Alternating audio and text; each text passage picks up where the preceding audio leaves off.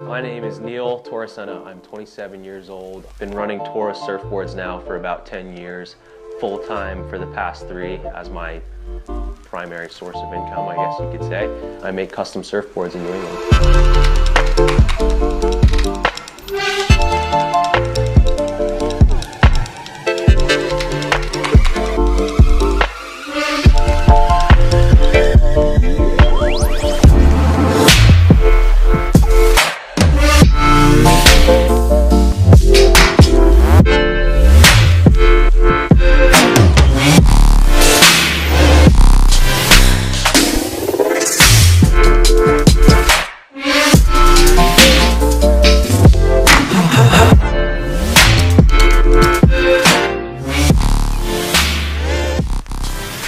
So my very first board I made in my dad's tool shed, and I was a junior in high school, and that was 2007, so about a little over 10 years ago now.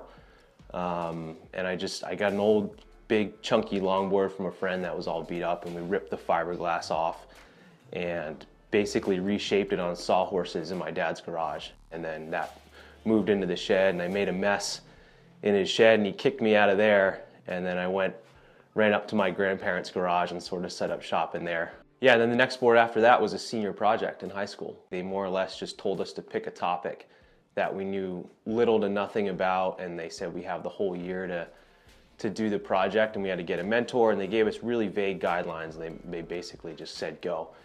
You do this and it's pass-fail. So I chose making boards. At the time, it was something I knew almost nothing about. And I was kind of obsessed with surfing at that point in my life, and that was like, to be able to do a school project on what we wanted and learn something that I was already obsessed about was pretty cool.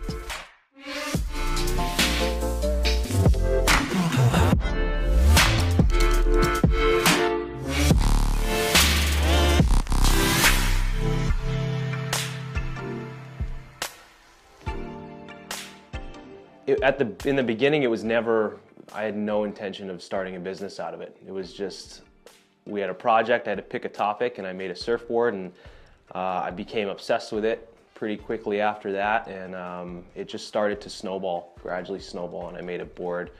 You know, after making X amount of boards for myself, they started to look okay, and then I'd make one for a friend, and then that turned into a friend of a friend, and you know, now it's my full-time job. But it was all just gradual, and then I guess, yeah, kind of when the boards got to the point when people were they were seeking me out, willing to pay for them, and you know, I was happy with the quality at that point, and that's kind of was like a little wake-up call, like, hey, maybe I could do this for some extra cash, and it's just a bonus, really, because it's something I'd be doing anyway, and yeah, just full-on trial and error over the years, and you learn how to make that sustainable and build out a business from there. But in the beginning, that was never the goal, to make it a business. It was just something fun.